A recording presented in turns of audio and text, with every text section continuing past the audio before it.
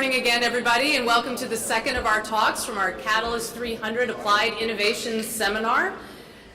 Again, this talk is students working together to come up with an applied solution to a real-world problem.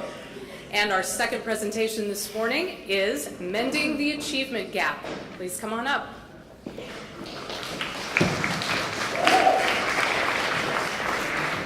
have to. Hello everyone and welcome. I'm Max. I'm Yupa. I'm Courtney. And I'm Brianna. And today we're going to be mending the achievement gap.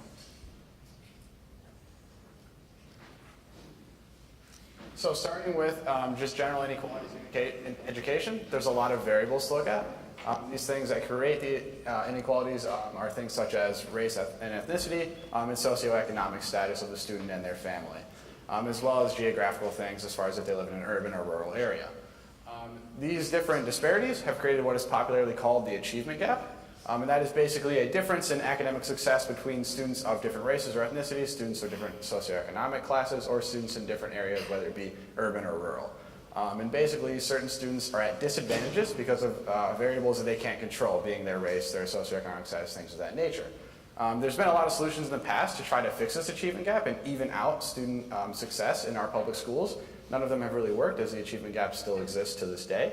But a lot of them were focused on funding, so basically putting more money into the schools, spending more money per student, and these have not exactly worked. Others have focused on changing the curriculum, so what the students are learning and what they're supposed to be learning, and what the teachers are supposed to be teaching them, as well as redistricting, so mostly aiming at changing the class sizes of certain schools, making sure schools aren't overpopulated and teachers aren't overwhelmed within their classes.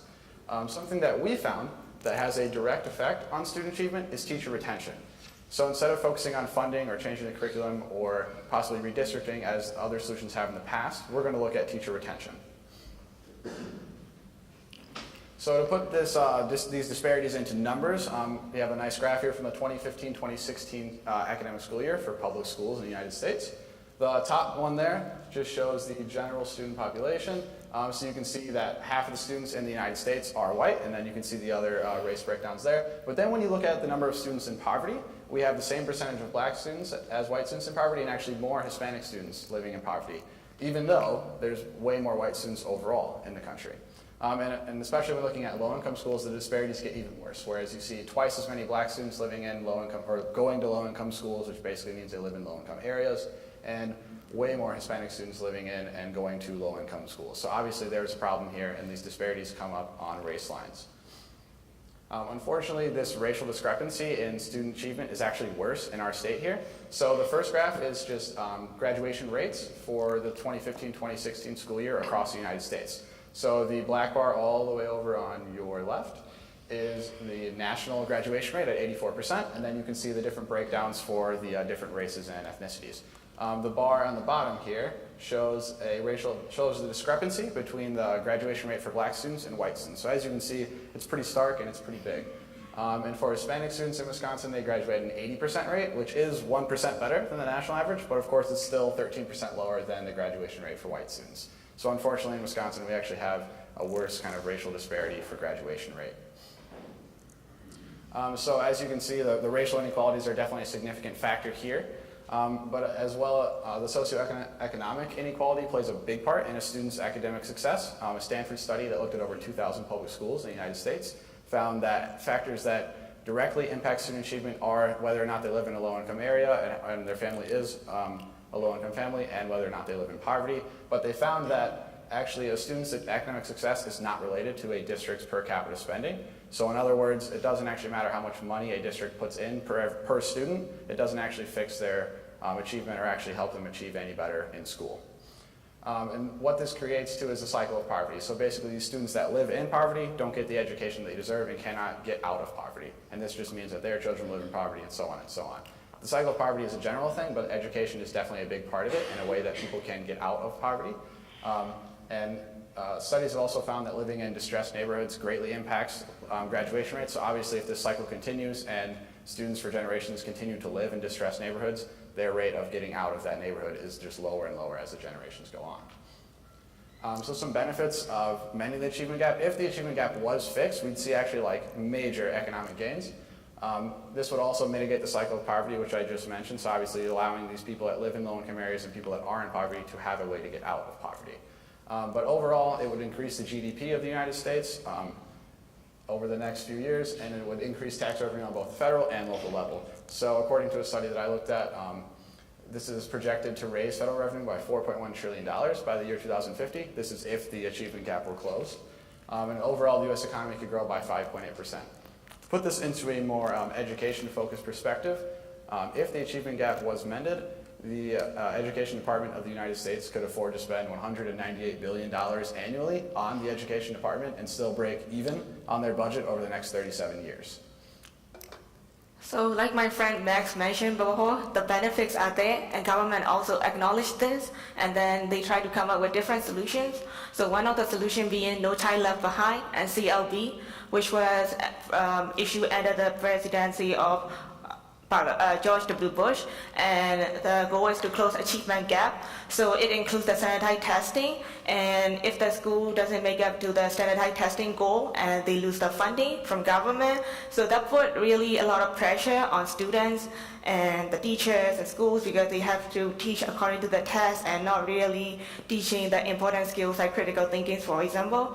So the students don't feel like they are encouraged to stay in the school longer, so they were eventually forced out of school, and then that also, of course, create the achievement gap, and achievement gap still exists.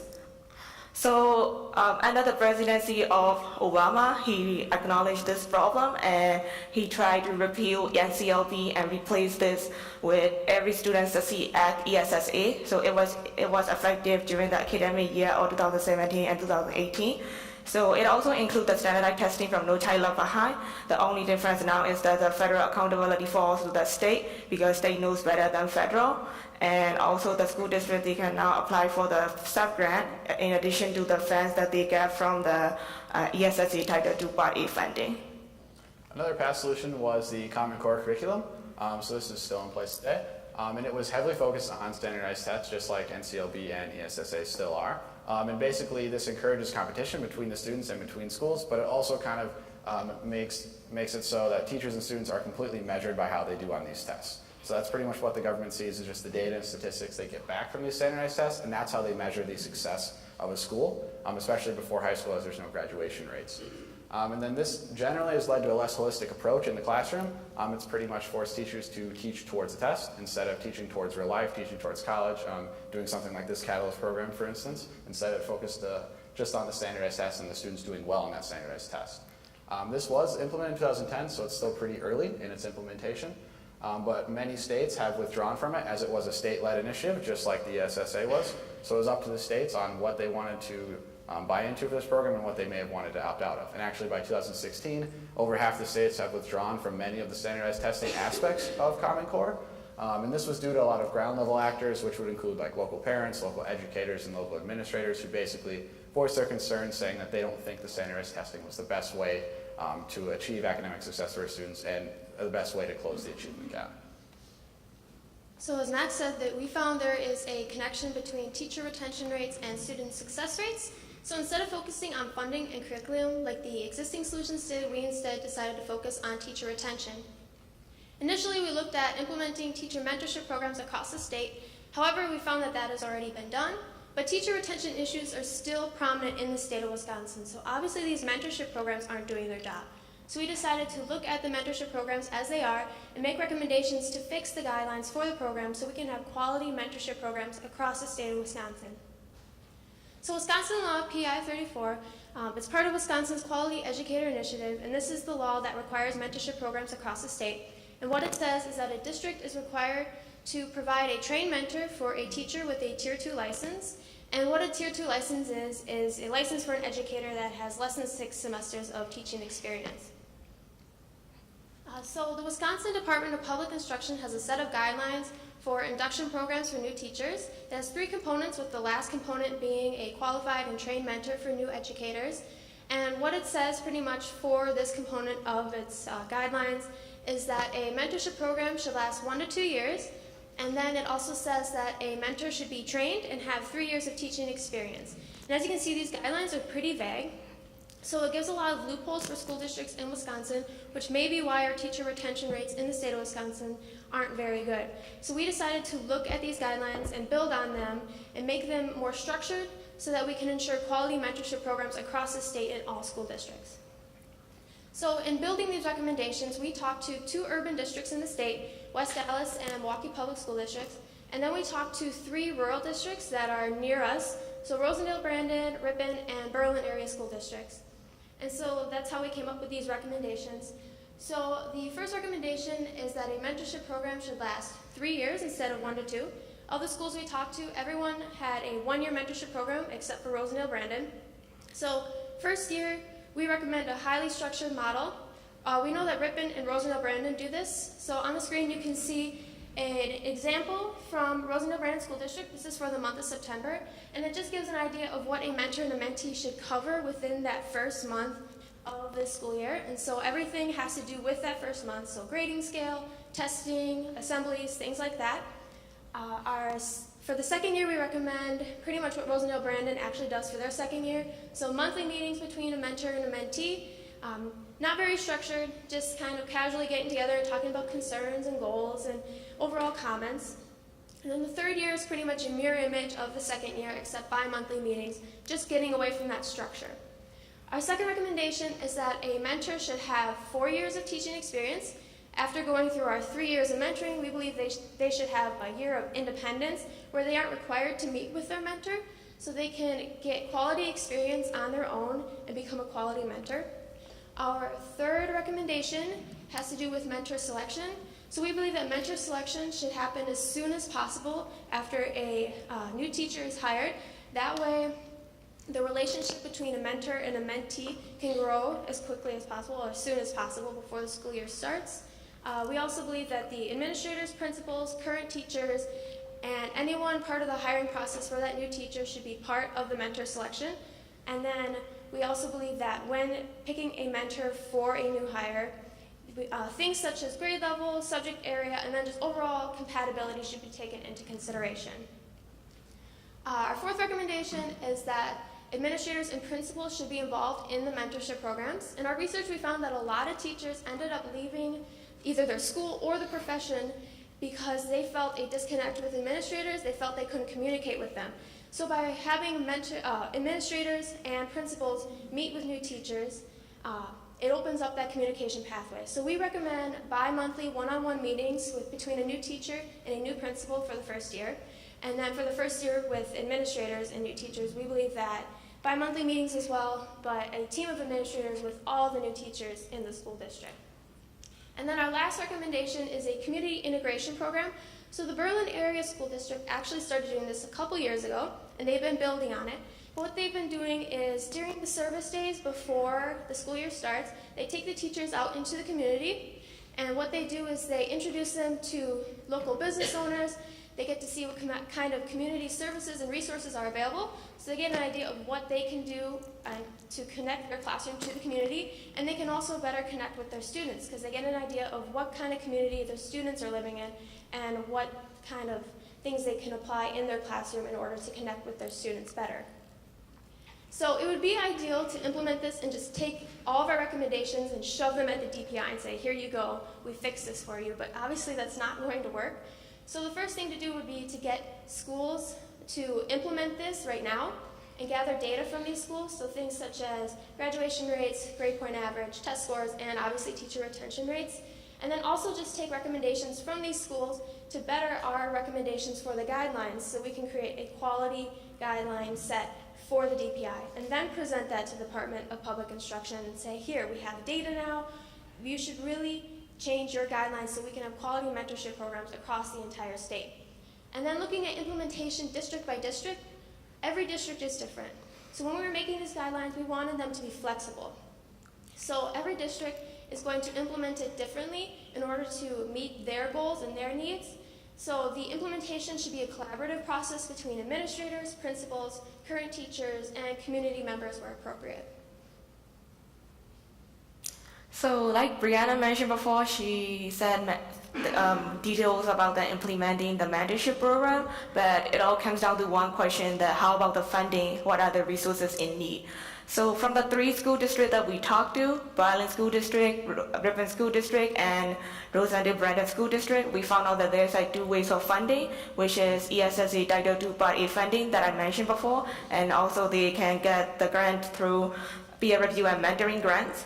So Berlin and Rosendale Brandon School District, they use Title II Part A from ESSA, and then this funding is to increase the teacher quality. And to get this funding, the school should apply with a plan of action, and then annually they submit the performance reports about how these fundings are being used.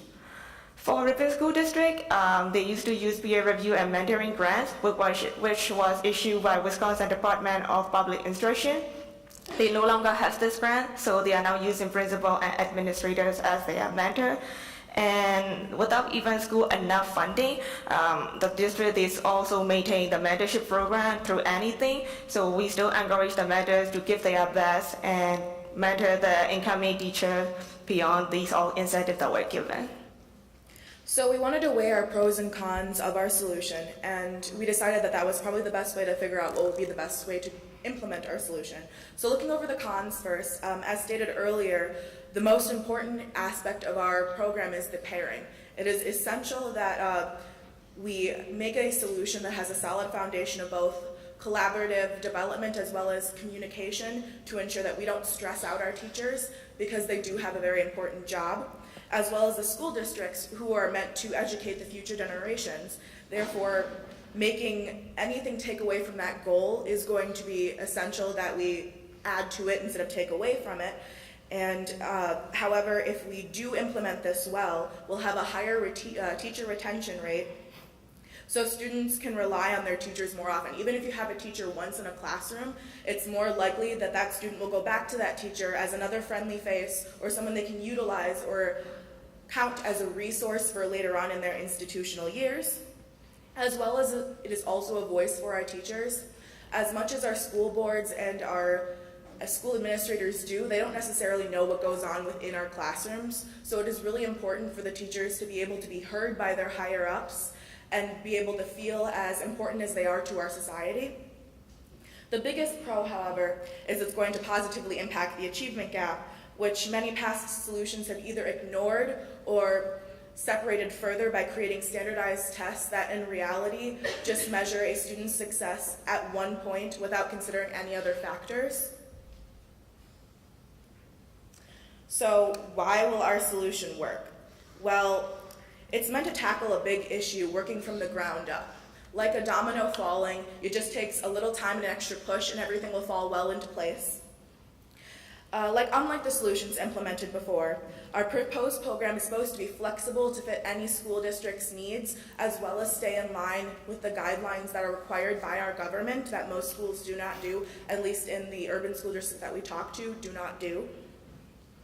In addition, because there are grants that we mentioned earlier that could be utilized for mentoring, it's completely plausible and feasible that this program can be implemented in a school.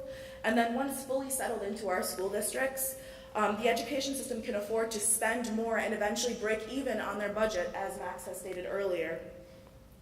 All students should have the ability to succeed in school, as well as receive their diploma, no matter their ethnicity or economic standing. If we believe mentorship would work as well as we have done in our research, we feel that it is all of our responsibilities to try put effort in to make this situation and this achievement gap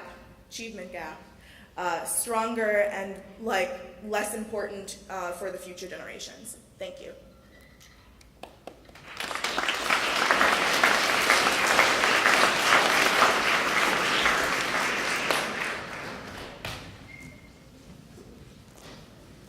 All right, can we have questions for our presenters?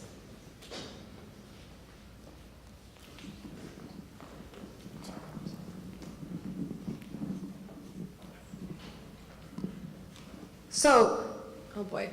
So you mentioned that it would take time to get these things actually implemented. So is there things that a teacher could do if they go to a school that doesn't have these to try to improve, I guess, their own retention?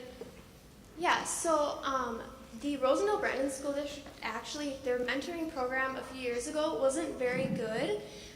In talking with their superintendent, he admitted that. And so, actually, some new teachers that went through their mentoring program decided that their mentoring program wasn't doing a very good job. So they approached the administration on their own, and they told them that this mentoring program needed to be fixed. And so they actually worked with the administration to fix the mentoring program in the Rosendale Brandon School District. And so being a new educator, you pretty much just need to take initiative and realize what you need and talk to your administrators and pretty much demand that the attention that you need.